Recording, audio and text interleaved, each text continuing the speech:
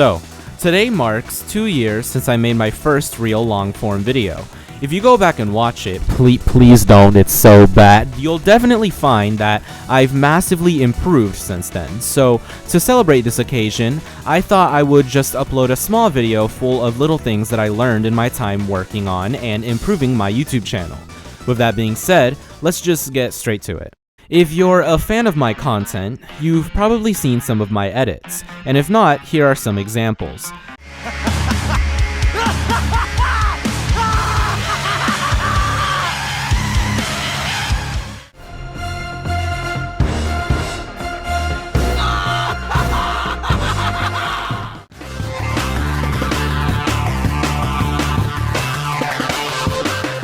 As you can see, they are very rapid fire, generally falling on beat with the music that's playing.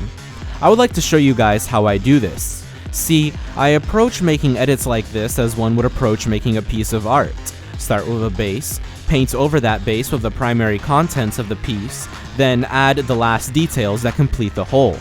This all happens in my editing software, Cyberlink Power Director, which is okay, but in my case, well, it's extremely laggy. Like, when I have rapid fire clips like that, the output looks really good, but the preview in the editing software looks disgusting. It's just frame, and then 3 seconds pass, and then frame. So yeah, I'm probably gonna switch to something less laggy. I would say that it's decent for basic YouTube activities. In fact, I originally found it by googling what editing software Corey Kenshin used, which was 10 years ago, mind you. But in recent times, it's just become AI bloatware, which has only made the lag even worse. I haven't tried out anything different as of yet, but I'm definitely going to try Adobe Premiere next. So if you have any suggestions, please let me know in the comments. So, the first thing I do is pick music. More on that later, but generally it's best practice to pick a game original soundtrack if you don't want a royalty-free track. Most game soundtracks won't get content ID'd or copyright claimed because the music isn't the main product, so people using their music end up becoming free advertising for the game. Now that I've chosen a music track, I'll choose some B-roll.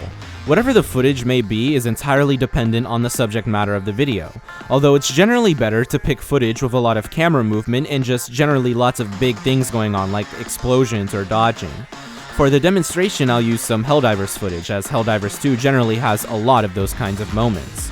Every edit of mine starts with a soundtrack and these 4 colors. Once the soundtrack is in the software, I'll alternate between these colors, placing them where I would place a piece of footage. This not only allows me to experience less lag, but it also lets me get a better idea of what I want to do before I do it. Now's a good time to mention that if you suffer from things like epilepsy or anything else like that, you'd probably be triggered by all these flashing colors, so this editing style is probably not for you. I'm not sure if there's a way to make this process not cause any problems with flashing colors, but again, if there is, please let me know in the comments. I'd actually love to hear about that. During the editing process, I generally internally visualize what I want the video to look like. One small thing that's worth noting is that certain principles of art can apply to editing like this, particularly ones like negative and positive space, not just visually, but in the editing track as well.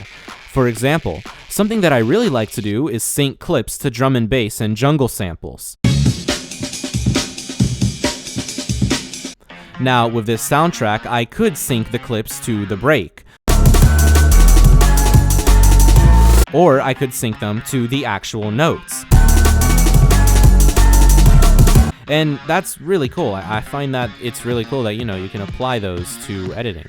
And that's pretty much it. That's the bread and butter of my creation process. I just replace the colors with footage, add special effects, make the rest of the video, which is usually less significantly edited, but still important, and that's pretty much it. That's how I make my videos. The next big thing that I've learned is that music is one of the most important parts of a video. It hooks in your audience, sets the mood, and makes the viewers feel something. A tip that I heard from Jacob Geller, one of my favorite YouTubers, in an interview is that one of the best things to do when recording your voice is to plan out the music you're going to use, and then listen to that music while you're recording. Even if you don't notice it, your voice will naturally adjust to the tone the music is presenting. It's a neat trick that makes a huge difference. I'm doing it right now as I speak. Your music choice is especially important in your hook. Usually, the first 30 seconds of your video should have music that's loud, abrupt, or just generally a good listen.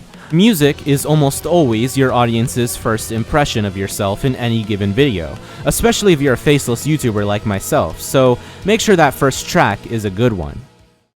My next tip is about research, which is another one of the most important things when running a YouTube channel like mine. Many people on YouTube say you have to sound credible and give tips on adjusting your voice to give the illusion of credibility. I say, however, that the best way to sound credible is to be credible, so regardless of how much time it takes, put as many hours of research into a project as your time frame allows.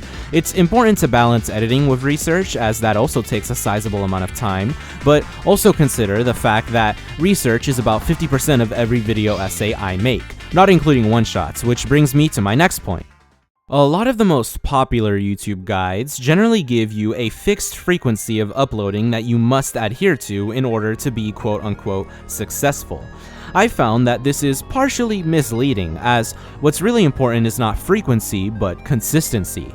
If you want to be successful on YouTube, you could upload anywhere from once a day to once a year, but you have to be consistent and make sure that you absolutely show up for your viewers when you say you will. This ultimately depends on the kind of content you want to make and why you're making that content. If you're a non-profit making content to educate others in an elaborate way, then taking your time on content is more than okay, but if you're on YouTube for a quick buck, or even to financially sustain your living conditions without taking video quality into consideration, then uploading more often would definitely be best for you. And no shame to people who do that. Many people like to just play games, record that, then talk over it. In recent years, even recent months, commentary YouTube channels have kind of blown up in popularity, although they tend to do so through the use of admittedly political topics. And that takes me to my next tip. Your videos have to have a unique premise, which is arguably the hardest part of content creation as a whole.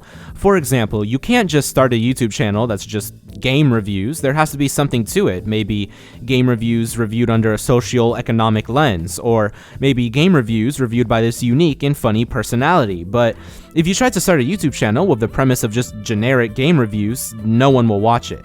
This is one of the factors that makes the Let's Play genre on YouTube a nightmare to enter, because other than the game itself, it's essentially entirely based on personality and saturated by what could be hundreds of big league YouTubers. In the case of video essays, however, you'll have a bit more leeway. Look at my channel, for example. Sure, I have a good personality, I speak well, but all of those would go unseen if it was put into a boring premise like Half-Life Playthrough Episode 7. Rather, I use those attributes in tandem with a unique concept, which, for me, has been analyzing video games under a biological lens. What I've done here is taken two subjects that I genuinely enjoy and combined them into a concept that is not saturated whatsoever. Combining two things that you like is one of the most common ways of coming up with a unique premise, especially for video essays. However, once you have this idea, you have to do it justice, and that's where my next tip comes in. Regardless of premise or upload schedule, you must always ensure that quality is the primary focus of all your videos. Whether that be quality in music choice, voiceover, emotions, video editing, personality, gameplay, or otherwise any major part of any YouTube video, just make sure that it's something that you personally would like to watch. Something that holds up to your standards or even higher if possible. Watch hours are the most important metric on YouTube. Getting your viewers hooked is what tells YouTube that they should recommend you to others who might also get hooked. Consistent quality is the most surefire way to at least reach above 1,000 subscribers. Once you're there, the rest is up to you. To wrap things up, in my personal opinion, to reach success on YouTube, consistency and quality are the two most important factors. Your upload schedule should prioritize giving yourself enough time to make a quality video and being able to make those quality videos within a fixed amount of time between them, regardless of how long or short that time is. Don't be fooled by my, as of now, every Friday schedule. All of these videos are creative exercises that I make in a single day, all the while spending the whole month researching, script writing, video editing, and working on these videos to create quality content for you, the viewer. I hope this video inspired you to start making content and to take the torch that I've passed on through the creation of this video and to pass it yourself to those who may come after you.